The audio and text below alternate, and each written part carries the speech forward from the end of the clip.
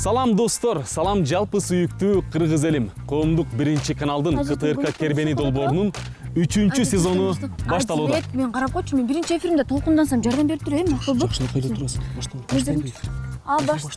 Салам достор. Баса белгилеп айта кетчү нерсе, биздин бул жолку айлампабызда жаңы алып баруучу Медина Найманова жана ошондой эле мен Адилет Чубаков сиздердин кызматыңыздарда болобуз. Бул сезондо дагы бир өзгөчөлүк бар. Туризм департаменти менен биргеликте Кыргызстаныбыздын эң кооз жерлерине барып, сиздер менен биргеликте анын бардыгын көрүп келебиз. Кыргызстандын ар бир бардык жери кооз, билесиңби? Ооба, бардык жери кооз, бирок ошентсе дагы Адилет. Биринчи кайда баралы биз? Биринчи менимче Кыргызстандын экинчи борбору катары Ош шаарына баштайлы. Макул, Ош шаарына барабыз. Бирок Адилет ошол Ош шаарынын жолу эле бир кыйнайт да. Ошко барганда бизде учак менен барса болот, анан автоунаа менен барса болот. Автоунаа менен барганда Адилет элестетсең 10 саат жол жүрөсүң, кечке. Элестетсең күн ысыкта, барганга чейин бир күнүң кетет. Түшүндүм мен. Учак менен бар. Мен учак менен барамбы? Ура! Кеттим анда. Yes! Оштон жолугабыз.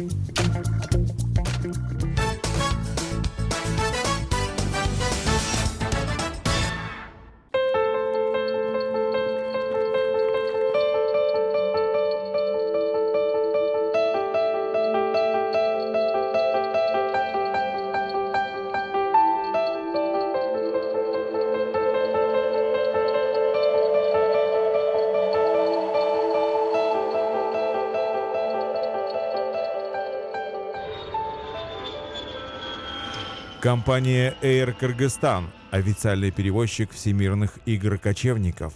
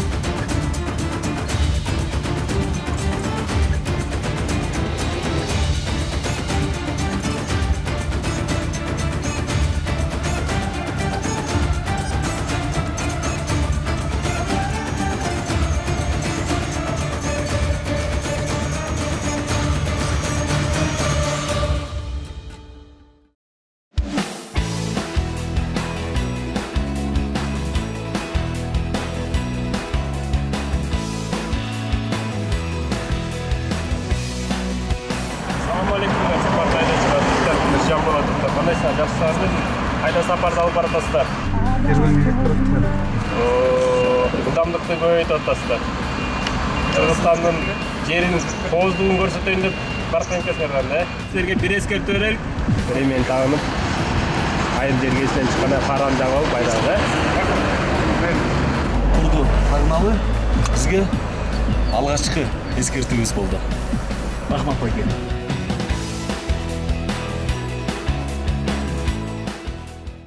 Кесиптешим Адилет мына унаа менен кетти, а мен самолет менен кетем.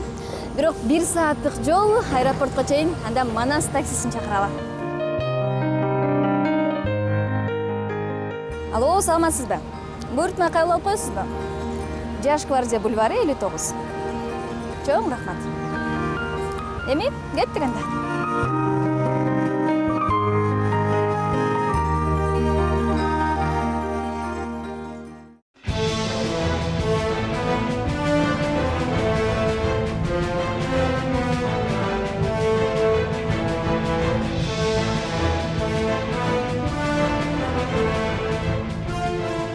Ошентип чуу дегенде эле сапарыбыз Ош облусун көздөй багытталгандыктан борбор шаарыбыз артта калып, Бишкек Ош жолу менен тоо аралай жүрүп олтурдук. Уламдан улам бийик тоолор жакка жакындаган сайын аба тазарып, күн салкындай берет. Ал эми төө ашуашусуна жете бергенде муздак аба көөдөңдү жарып кирип, бийиктикке чыккандыгың даана сезилет.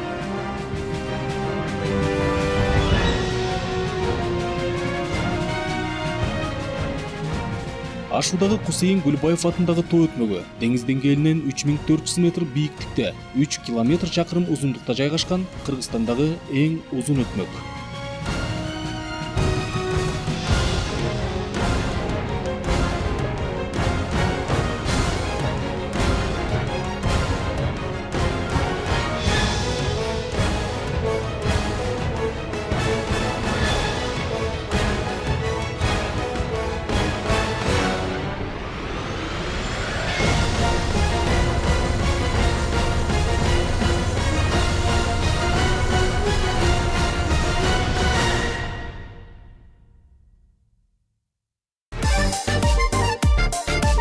Бул таксинин башкалардан айырмаланганы бир гана аэропорттун кардарларын республикабыздын каалаган бурчуна жеткизет.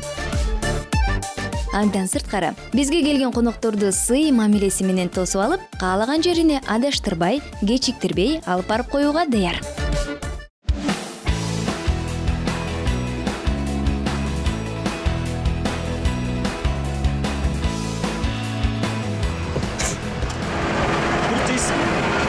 Давай.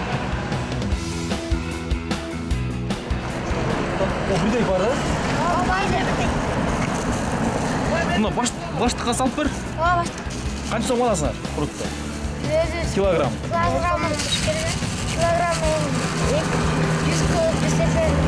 Кайра мону 350 сатасыңар, а? 300 сом кошоп турбайсыңар ушунда, э?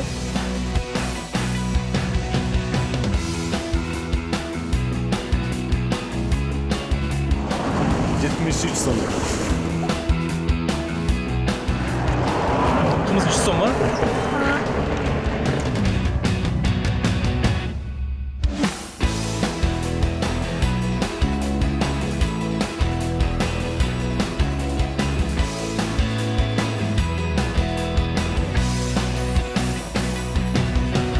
Бишкек-Ош жолунун узундугу 600 чакырым километр. Эгерде унаа менен барам десеңиз, такси кызматына 1200 сом төлөйсүз. Орточо ылдамдык менен Борбордон Ош шаарына болжол менен 10 сааттын ичинде жетүүгө болот. Эгер сиз түштүк чергесине биринчи ирет бара жатсаңыз, анда унаа жолду тандаганыңыз оң. Сиз басып өтө турган Тоо ашуу, Ала бел ашуулары, Суу самыр өрөөнү, Чычкан капчыгайы жана Нарын дарыясына курулган бир катар кесттер адамды суктандырбай койбойт. Жергебиздин күрөө тамырындай болгон Бишкек-Ош жолу сизди өзүнүн кооздугу менен арбап алат.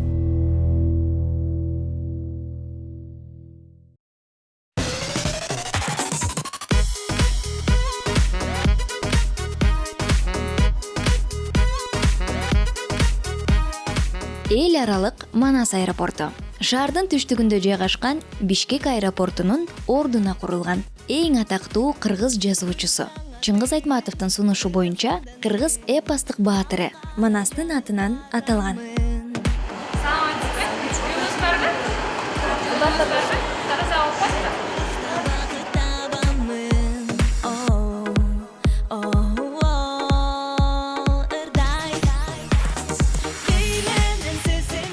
Аэропортко самолет эң биринчи жолу 1974 жылдын октябрында конгон. Аэропорт суткасына 24 саат бою иштейт. Кээде туманга байланыштуу катуу кечигүүлөр болушу мүмкүн, өзгөчө алыскы рейстерге.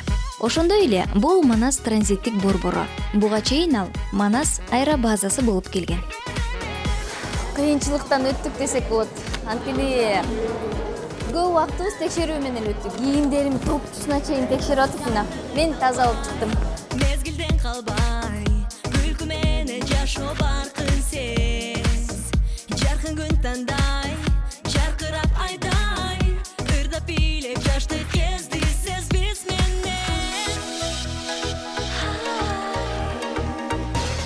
Ала Тоого бай Кыргызстандын баардык кооздуктарын көргүн келсе, Бишкектен Ош облусуна карай учак менен сапар тартууну сунуштайт элем. Асман тиреген аска зоолорду, бармак басма айылдарды көрүүгө болот. Жап-жашыл талааларыбыз килем токуп койгондой болуп турат.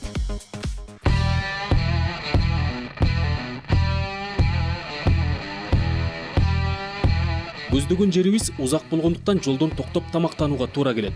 Бишкек-Ош жолунун орто ченинде жайгашкан Чычкан капчыгайында түрлүү тамактануучу жайлар сизди кучак жайып күтөт. Дээрлик көпчүлүгүнүн тамактары экологиялык жактан тазалыгы менен өзгөчөлөнөт.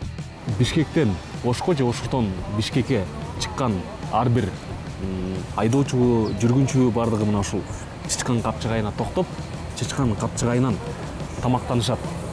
Ошол тамактануучу жайлардын бириндебиз. Тамактары абдан сонун, кенен, көп жана ошондой эле даамдуу.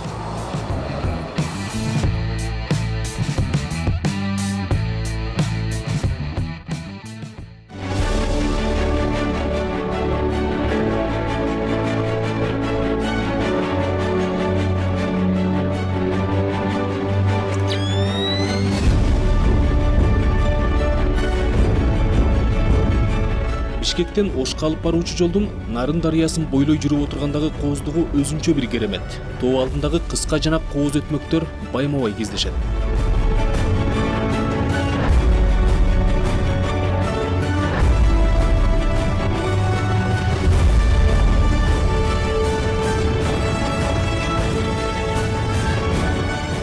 Дал ушул эле автоунаа жол менен жайлоого көчүп бара жаткан малчыларды дагы кезиктирүүгө болот. Жолу алыс, тоолору бийик жайлоолорго сапар алган жылкычылардын көчүнөн кызыктуу бир кадр.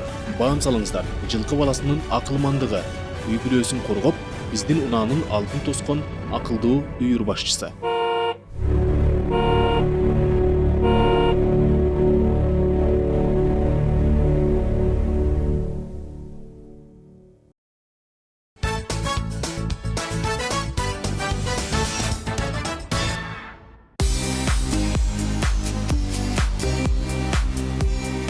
Boeing 137 рейсибиз 107 маршрут болуп, Бишкектен Ошко чейин 8600 метр бийиктикте 35 мүнөттүн ичинде жеттик.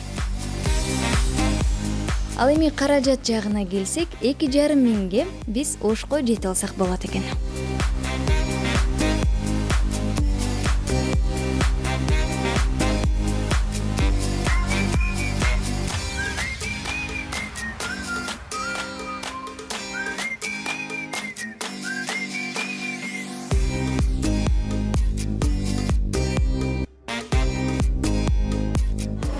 Багажым келгенче, мына эң соңунда келип меники. Токтоп калдым, мунусу дагы. Өзүм мен кайда барсам да ушундай бир нерселер болуп турат. Муну түшүнсө болот.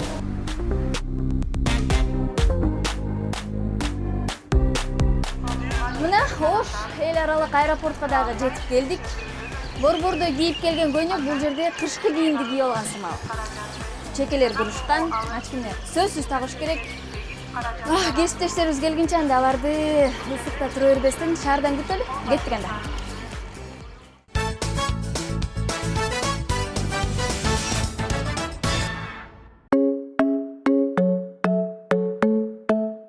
Азыр ажиретке чалып сурап көрөлүчү канча сааттан кийин бизге жетет экен.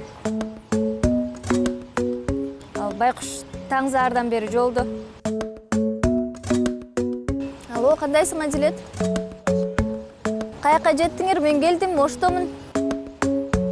Канча сааттан кийин келип каласың? Жакшы анда. Мен сени эмеде күтөм, Наваи деген паркта. Өтө кооз жер экен, бир айланабыз, келсең сен дагы. Макул, анда сүйлөштүк. Жылбай турам. 2-3 сааттан кийин сага жетем дейт. Анда ушул жерден жылбай күтөлү, анткени жүк дагы оор. Эч жерге жылбайбыз.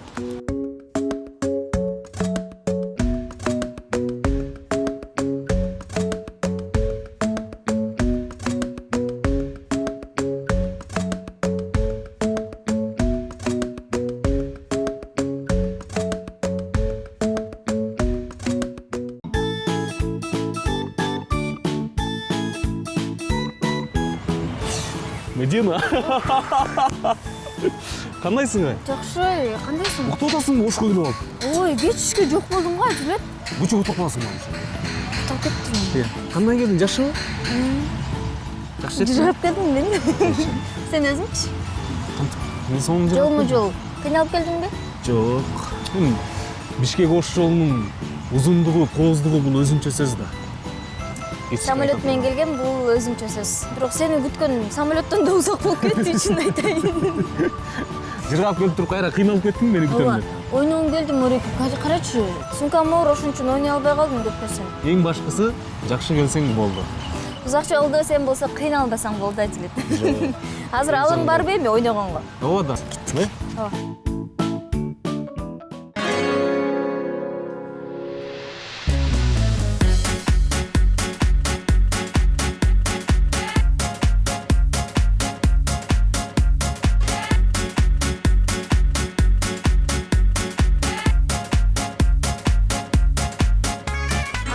Наваи паркы Ош шаарында эң чоң, кооз, салкын, оюн зоокторго бай парк. Мону утуп берчи, Ажилетти. Кайсыны?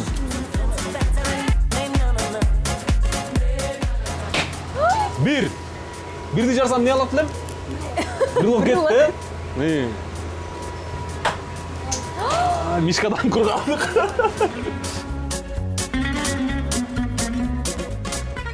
Адам канча жашка чыкса дагы ички сезимдери кичинекей баладай калат деп жөн жерден айтышпаса керек. Кесиптешимди башка жерден эмес, дал ушул жерден күтүүнү чечкенимдин бирден бир себеби түшүнүктүү болду. Тегерек четинде агып турган фонтандар менен паркта тизилип тигилген теректер салкын жел берип турат. Анын үстүнө адилет ысып келген чыгаар дедим.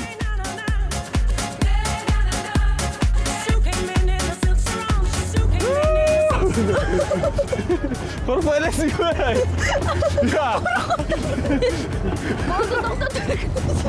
Ысып атканда сонун болду да. Оюн зооктор биринин артынан экинчиси мени ойно деп өзүнө тартып тургандыктан 2 саат убакытты текке короткон жокпуз.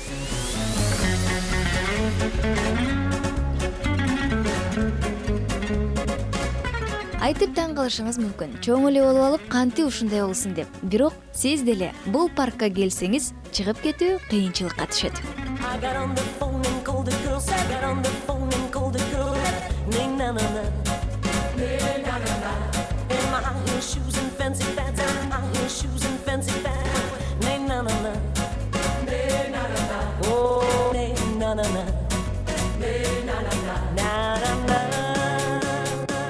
Башка парктардан айырмаланганы эл көп жерде таштанды көп болот дейчү эле.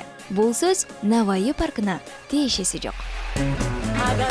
Ак көңүл, кичипейил, таза калктын баары ушул жерге чогулуп алгандай таптаза. Үй бүлө, курбу достор менен бала бакыраны жетелеп алып ушул жерге келсеңиз, арманда калбайсыз. Коопсуздуктан эч камсана болбойт экенсиз. Анткени бири-бирине жардамга кол сунуп тургандар дагы бул парктын ичинде жок эмес.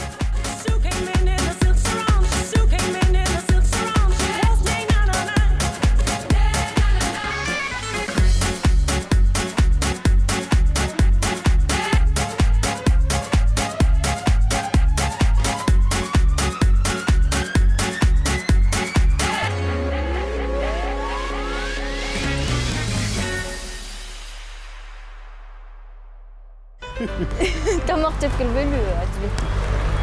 Жеп келели. Сен келет деп бирге жейсип, эмне үчүн сен жеп эмессиң? Жолдон 10 саат жол жүрдүкпү биз? Биз жедиңби? Ошондо чычкандан, Капчыгайдан кирип тамак ичкенбиз. Андан бери мен дагы кусам кирип кетти. Кирип кетти? Кирип кетти. Жабышып калды. Түшүндүм.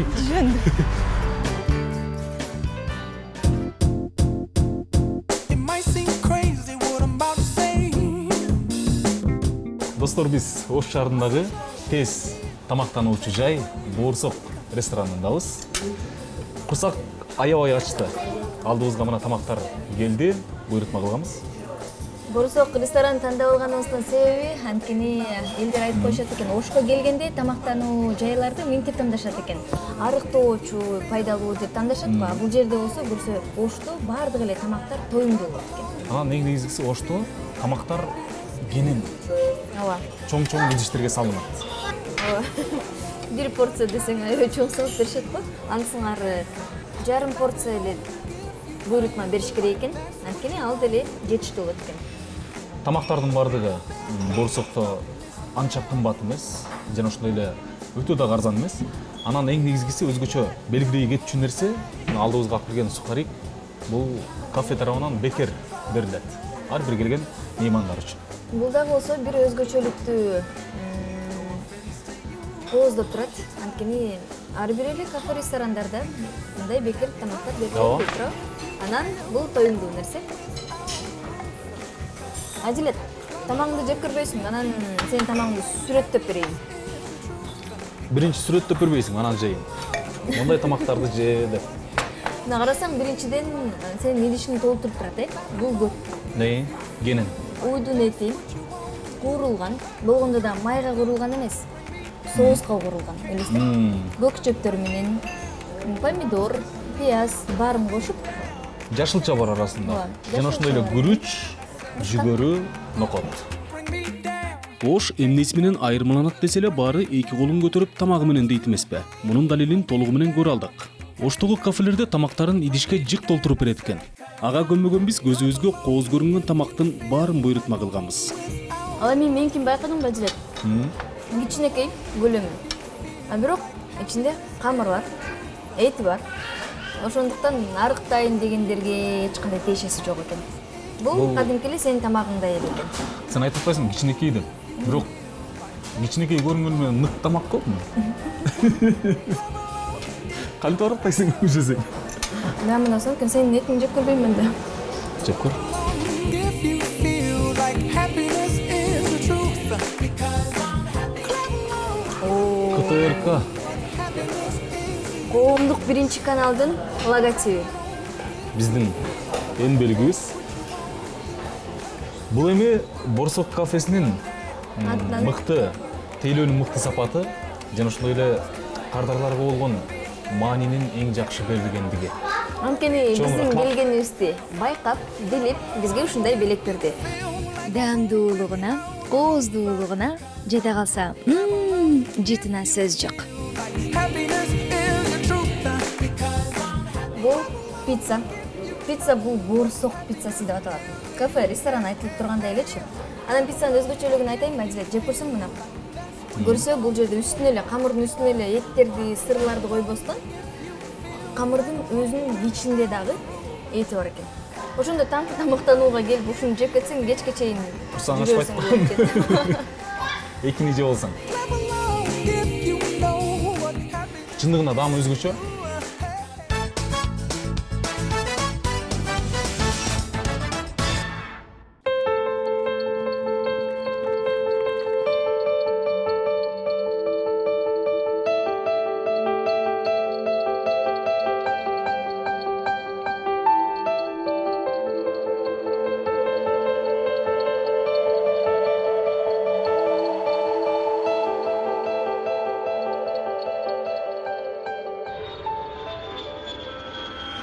Компания Air Кыргызстан – официальный перевозчик всемирных игр кочевников.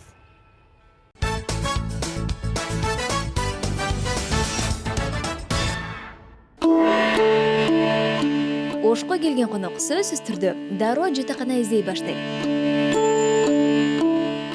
Бирок биз көп тер төгүп тандап отурган жокпуз. Шаардын четинде ысыктан, көчөдөгү унаалардын үнүнөн качып отуруп, кыялдангандан дагы 2 эсе жакшы этно отелине токтодук.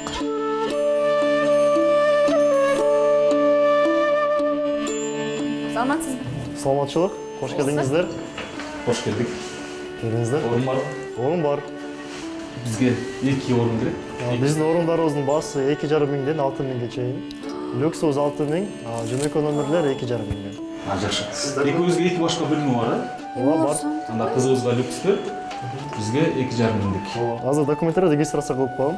Сиз чай ичип турсаңыз болот. Булар сатылабы байке? Ооба, булар сатылат. Бул Каяктан жасалган булар? Бул Кыргызстанда жасалган атайын самындар. Бул болсо өрүктөн жасалган, бул чычыргактан жасалган самындарыбыз бар. А бул туз. Бул туз ооба, эч кандай кошумдуулук жок. А булар эмне? Бул биздин берекелүү жерден жасалган, мөмөлөрдөн жасалган варенье сыяктуу. Келе ой дейп Бул көрсөң. биздин калпагыбыз, бул да кийизден жасалган. Атайын. Ысык өткөрбөйт, жылуу, башыңызды кармайт. Жакшы жашайбы? Чыныгы кийизден жасалган буюмдарды ушул жерден тапса болот турбайбы? Дагы кандай өзгөчөлүктөрүңүздөр бар бекен бул жерде? Бизде чыгыш када салттарда, анан батыш сервисти аралаштырып, ушуну иштейбиз да өзүбүз. Ошол Биз келген отель бул. этно отель деп коебуз, ооба. Бул жака көбүнчө 2 түр келет. Меймандар биринчи бул командировка аркылуу иш боюнча келишет, экинчилер бул чет мамлекеттен бизге Кыргызстанды көрөйүн деген меймандар келет. Бирок көпчүлүгү чет мамлекеттен келгендер болуш. Чет мамлекеттер келет, ооба. Аларга биз атайын көбүнчөсү тамак аш жөнүндө сурайт бизден. Анан када салт жөнүндө сурайт. Бизде бардыгы ичибизде отель ушундай жыгачтан жасалган, чоподон жасалган. Ооба.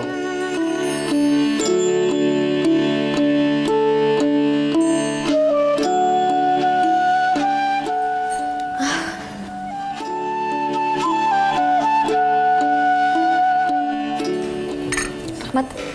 Кофе, чоң рахмат. Адилет, мени таң калтырганы, анан жан сүйүнткөнү бул жерге келгенде кардарларды тосуп алган мына мезгил менен алмашып турган, мисалы айтсак, өрүктөр болот экен. Таттуулар, анан гиляс. ошол мезгилдеги жер жемиштер.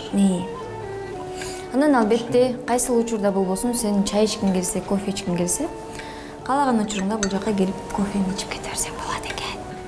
Кечиресиздер, Ооба. биз силерди регистрация кылдык. Бар Сиздин деле. документтериңиз, ооба. Жакшы. Таңкы тамак бизде 7-ден 10га чейин болот. Бизге бөлмөнү көрсөтөсүз да? Ооба, узатып коеюн.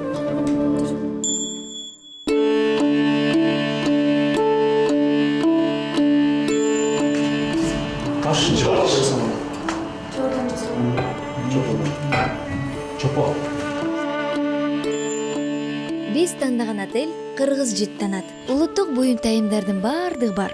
Карап отуруп, чындыгында көзүң тойбойт.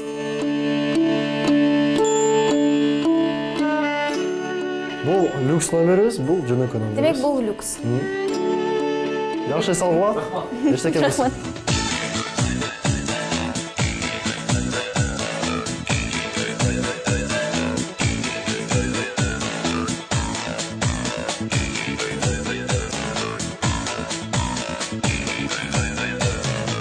Бул жатаканада мен эс алган бөлмө люкс номери. Тагыраагы эң кымбат. Бирок ошол эле учурда эс алуу үчүн эң туура тандоо.